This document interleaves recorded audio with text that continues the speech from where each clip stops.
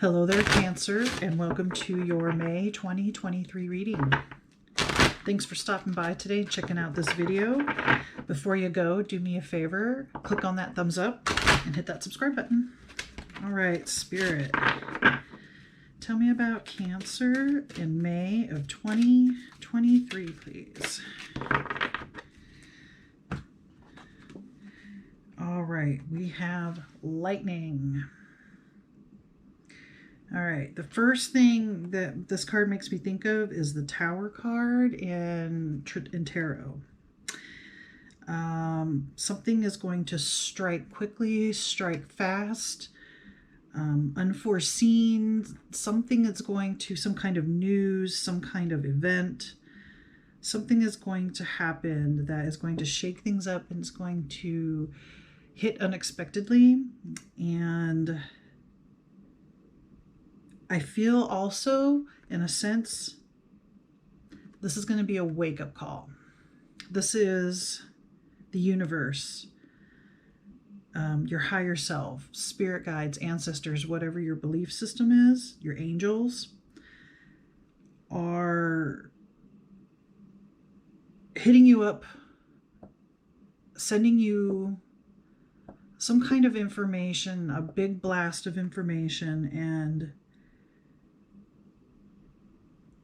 you are being called to do something, called to duty about some kind of issue, some kind of maybe conflict or problem.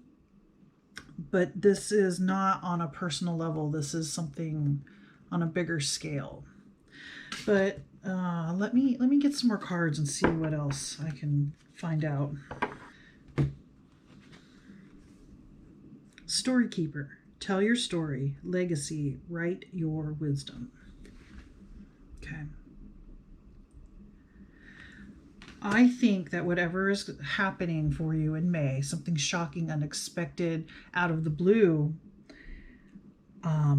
is really going to shape and form an aspect or maybe even all of your personality, who you are, what you believe, that kind of thing. And part of the calling is to write down your wisdom, to write down your experiences and what you've learned, and basically tell your story. This is your legacy. So whatever is happening in May that changes things for you is something worth writing about. And while this may be something that you are writing for you personally, your own journal, your own diary, I feel like at some point it's your legacy. So I don't know if this is something that gets handed down through the generations and your descendants find it and do something with it, or if this is something that can happen in your lifetime. If you publish something, maybe you do write a book, an entire book, and you can get it published. This is your legacy. Whether it gets published and is read by the general public or if it just stays within the family, it is your legacy.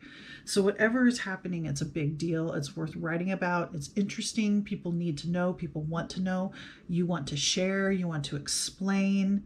But this is something definitely divinely guided. This is something you came here to do.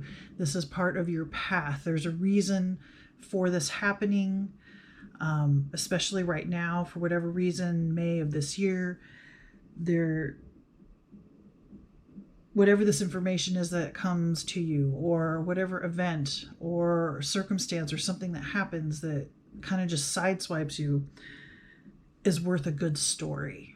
So while initially it may be something that's like bad news or something hurtful that you hear, for whatever reason, writing about it, I think it's going to have a happy ending, right? It's shocking, it's upsetting at first, whatever this is, whatever happens, whatever your story is, however you play a part or you help out or you support or whatever your part is in all of this and the people around you, it makes for a good story and it is your legacy. That's what you'll be remembered by. Okay. All right, I had 2 cards that dropped, so that's what we're going to use. The first one is Dear, Grace and Kindness. Okay. Instantly, this to me is a representation of you. Or you have grace with your writing, and there's a kindness, there's a perception that you have of this situation. So I feel in this situation, what I'm just seeing is you're more of the observer watching something happen. Maybe it's up to your family. Maybe it's not directly to you. Some kind of news or some kind of event or something happens. It affects you. It's very personal. But it feels more like, at least from the story point of view, you're an outsider speaking about this situation. Or as a writer, if you're writing about your whole life, it's still from not an internal point of view, but an external point of view. Okay.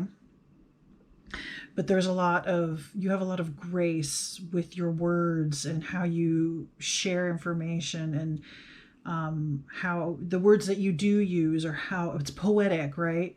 And it's a very kind perspective. So you're not looking to like make money off of somebody else's shame or somebody else's pain or somebody else's circumstance.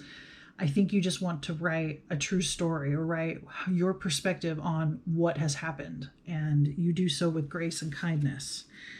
The other one is Gorilla, Nobility and Leadership. Yeah, see, you have a nobility about you, and you can write this because you understand perspectives, and you understand being a leader, and how looking at a situation from a leader point of view, or like a supervisor or boss point of view, say at work, versus the employee's point of view. Like, you have an understanding, which makes it even better when you're storytelling. And you have an integrity about you that keeps it as true to the honest that you've seen it as possible. You're not about just making stuff up a little bit here and there, or blowing up a particular instance or a certain event or part, making it sound better. You're not interested in these things. When I see this and you writing about whatever this is, you truly want to write it from as neutral of a point that you can. And that is worthy, and it is admirable. So maybe you're thinking about being a journalist, or you're, something with writing and interviewing people even. I think you would be someone who's really good at coming up with questions and getting honest answers out of people, and being honest with other people. So it makes it easier for you to get information. So like, if you're going to go fact finding about whatever the situation is, I feel like you're able to get more truth out of the people around and that are involved in this than somebody else, because they know that you're interested in truth, or interested in neutrality, not bias, and not trying to sway people's ideas or opinions about certain things. You just want to present it as fact. And this is your life, or your situation, or this particular instance that you're writing about. Maybe there's more things you write. Maybe you just write about this instance and make a story, and you could sell it as a book. I don't know. Or your diary becomes like a big book. Like, you've kept a diary since you were very young, and so you have all these books, and you're able to pull the best stuff out and make a story, or make something that shows who you are, your nobility, your integrity, your sincerity, and your authenticity is what's really shining, and what will shine through this writing. Okay.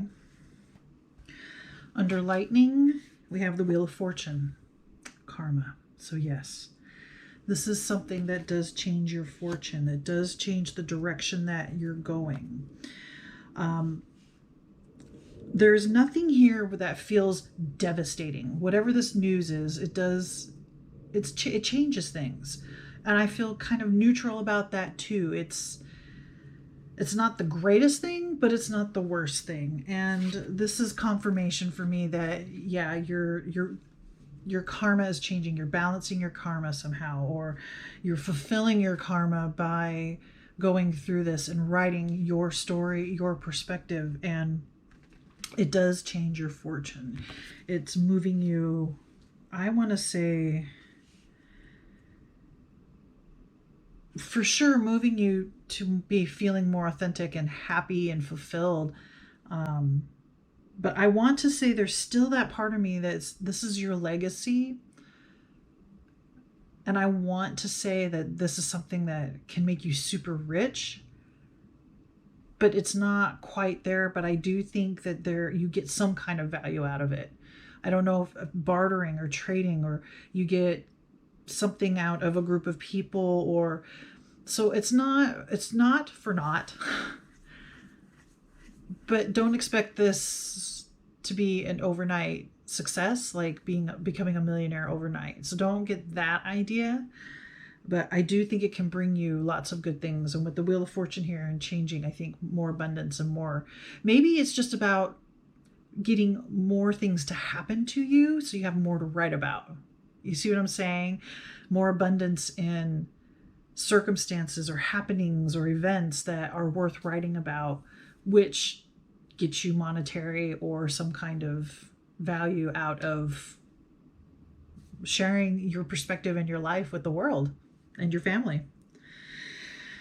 Next, under Storykeeper, we have the Seven of Cups. Now, this says delusion on the bottom.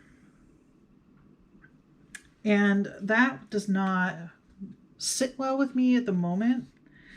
What I want this card, or what I think when I first saw this card before I saw the word delusion, was you just have a lot of options, a lot of ways to write, a lot of different components when writing a book. Are you doing it journal style? Are you doing it, like I said, third person style? Are you going to do it first person style? I see this as you doing it as third person style, but don't let that be your reason to do it that way. Find what works for you. Are you going to write poetry, right? Are you going to write more like interviews with people? All these choices and everything. And the only thing I can relate to delusion would be some kind of weird, ridiculous idea, and you strongly go for it no matter what your inside says, or maybe people who you trust say, like, this might not be a good idea. So if you go down that road, just know that, okay, well, maybe I chose an idealistic path that just isn't going to work. Reevaluate and choose another path, or choose a different way to go down. Okay, it's really that simple. But I just see you having lots of choices, and I feel a tiny bit of frustration as far as you're not sure how to go forward. Like, you get to a point, you decide you want to write a book and you're not sure how you want to go about it. So you get frustrated, or you get kind of stuck in that. That's all I'm sensing out of that. Under Deer, we have the Two of Wands, planning. Okay, this goes in with the Seven of Cups and that choice. Planning on how to write this book with grace and kindness and with compassion and with enough perspective, right? Not just a small, narrow perspective, but you've done your research and you've listened to or talked to other people with different perspectives on how everything went down. So I think maybe in the last half of May, the second half of May, you start planning, right? You start thinking about what it is that you really want to write about, how you want to write about it, who's involved, that kind of thing. So that's a good thing too. And then under Gorilla, Nobility and Leadership, we have Page of Pentacles, prospects. See, prospects. This could be like a publishing company interested in your work. Let's say you start putting it out there on I know there's websites where you can put like fan fiction. Not that you're writing fan fiction, but I'm sure there's some places where you can publish at least little snippets or something. And somebody is going to see it, read it, be interested in it, and there's possible prospects here. Like I said, it could be monetary gain, or you get a chance to work with publishers or something to see what they see, to see what's important, what makes a book popular and what doesn't, right? What makes a book sell, what doesn't.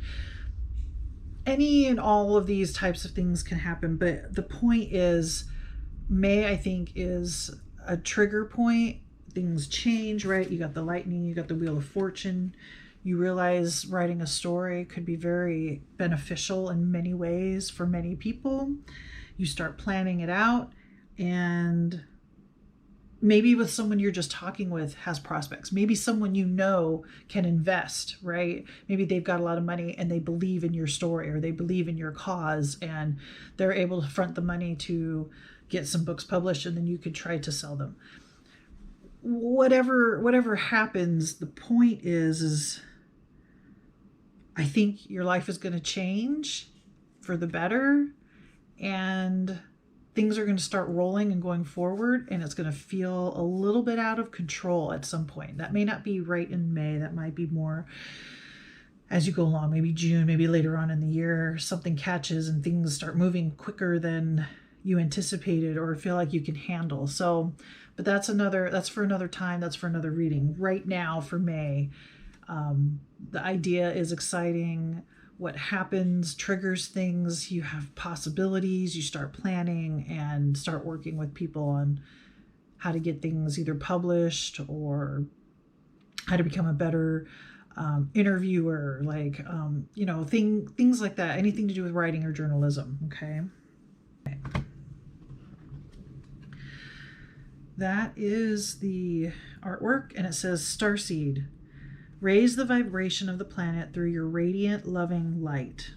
Your radiant, loving light has to do with writing this book, has to do with following your path, has to do with your nobility and being full of grace and kindness in how you go about all of this. And Starseed. This also, to me, suggests that whether you're aware of it or not, that you can be an individual that has lived many lifetimes, and not all of them have been human. And I'm not just talking, and not all of them have been on this planet. So take that with a grain of salt if you want.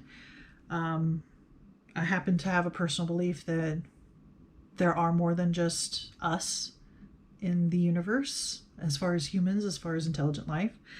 And I think a lot of us have been other types of people or species in other lifetimes and have come to Earth to help raise the vibration of the planet, of the people on the planet and the planet itself.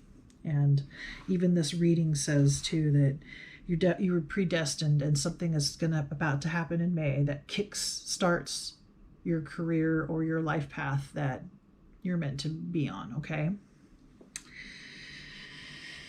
All right, Cancer, I think that's all the messages I have for you. Please remember to like, comment, share, subscribe. Let me know what you think. Thanks again for watching, and may the cosmos bless you with love and light.